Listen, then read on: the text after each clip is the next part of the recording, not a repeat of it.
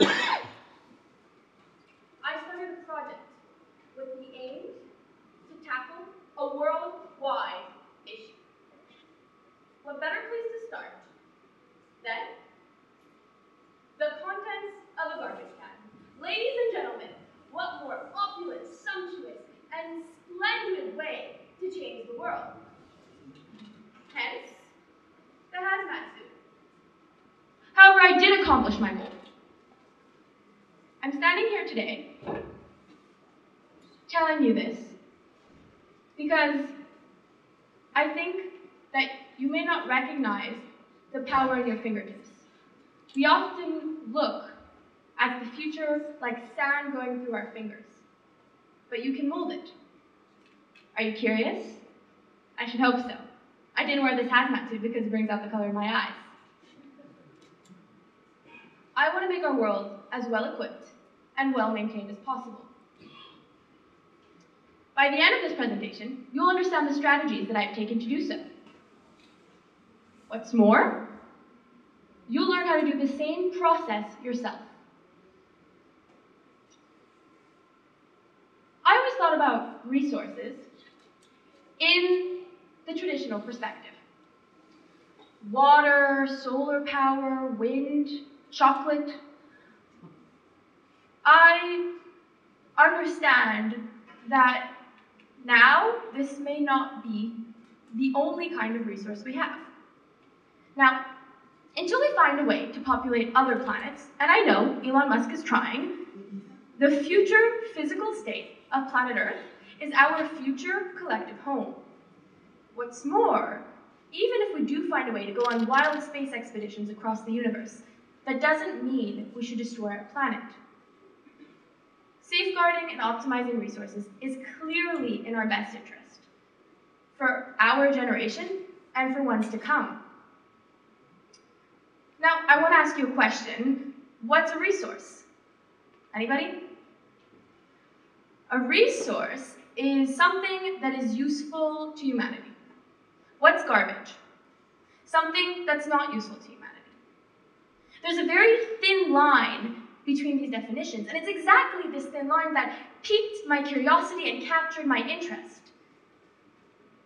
If we make garbage useful, then all of a sudden it becomes a resource. So with this idea in mind, I went to my community. I went from faculty to staff and to different students with this idea in hand. I wanted to assess the environmental situation at my school. I wanted to assess how much of the waste that we send to landfills is actually upcyclable. And so, dare I say, we started a movement. When I went to talk to the person in charge of sustainability at my school about our desire to conduct research, he told me that they were in the process of making a new waste management plan at my school that students had, in the format of classrooms, helped contribute to this waste management plan, and that it would be immensely useful for me to help. I wanted to design solutions. I wanted to create practical change. So I offered to conduct research characterizing the consumption and disposal habits of students at my school. They agreed that this would be useful and could potentially reform and tailor policy. So I got to work. The collective of students that I had recruited and I had decided that we would assess the cafeteria, a main artery of our school, where garbage flows in and out continuously. We thought there'd be much potential for improvement.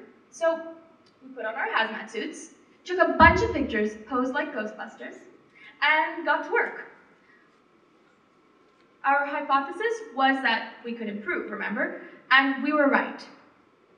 We discovered that 76% of all the waste in our cafeteria was actually recyclable. And we have facilities to both compost and recycle. So that prompts the question, what was it doing in the garbage? Well, I have two pertinent answers to this question. The first, infrastructure. Infrastructure is important because if we don't make it as easy for people to recycle as it is to throw out, they may not do it. So I just bought this new lemonade can. I was feeling frisky, I didn't feel like having my usual coffee, and I'm going to throw it now. Oh no, there's only garbage here. Okay, do I need to climb mountains and decipher code to find the nearest recycling? Oh, it's all the way across the room. No, I'm gonna just throw it in the garbage. So that goes to show you we need to reform it. We need to reform the way we build and plan our schools. And so this has been taken into account by the people in charge of sustainability at my school, and they're actually going to be changing this policy with help from our research. Now, the second reason why people throw out things in the garbage is quite shocking, so you may want to hang on to your seats. Are you ready? Can't hear you, are you? I'm ready. Yeah. All right. Don't hold your breath. People don't care. Oh, shocking. And it is shocking. It's shocking because we have such a detachment from our environment, from each other. So the people involved in this project are working on remedying this in several different ways. The first, me standing here today, I'm going to just lay down a few facts. There's about 10,000 people in my school, and that's only students, so I'm not counting faculty. Imagine 76% of the waste daily in our cafeteria being sent to landfills. This 76% represents a massive minimization of these landfills. It represents a massive minimization of methane gas going into our atmosphere. It represents a massive amount of resources we're wasting. And even the worst recycling system is the best recycling system because otherwise we're forced to use virgin materials. So, all this to say, the different people who did this research then began a grassroots movement. And within this grassroots movement, there's been different approaches. There was the Music and Arts Club, who took the different materials we found in our garbage audit and made a sculpture. This sculpture is being showcased at an art exhibition by SPACE, our school's thought incubator. Our school's thought incubator helped with this research. Now, I'm still in contact with the people in charge of sustainability at my school, who are actually continuing in this collaboration with us. The nursing program in our school has actually committed to reducing their waste by a significant percentage. I was a part of these dialogues along with the person in charge of sustainability. I was involved as a student, willing to help them with the potential research they would need to accomplish this. And this is very preliminary. It's a pilot project. It's never been done before. And that's what's so amazing about it. Yes, granted, it's new, but it sets a precedent for other programs to follow. It sets a precedent for perhaps other nursing programs to use the potential research we can get out of this. And it starts a conversation in hospitals, etc. It's a stepping stone. Now, the Green Earth Club, which is my school's environmental club, made an event to encourage this grassroots movement, to help it grow, bloom. They did this through a conference of sorts, with talks, much like this one. Actually, it may have been modeled after a talk like this. It was called Green X Talks. And actually, it's tomorrow. So, they made a local outreach to NGOs and businesses and people from different schools to continue this conversation we started in our school. And now I'm standing here on stage at a real TEDxYouth conference, a day before our event, and we've come full circle.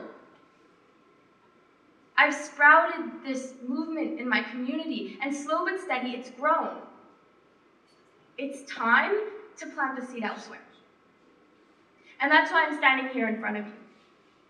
I'd like to encourage you to browse through your garbage.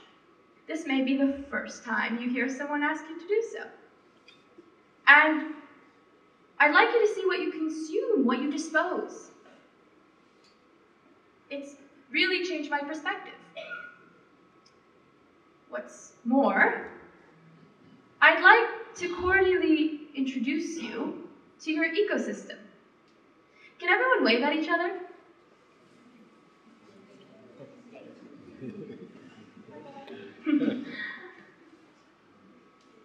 The truth of the matter is, your actions affect every single person in this room. Your actions affect every single person walking in the street. Your actions affect your loved ones. Your actions affect you. Your actions connect you to me. And in the end of the day, your actions are what's going to change our detachment from each other. So, with that, I'd like to end this with a very simple sentence. Our future, your future, depends on it. Begin the change. Thank you.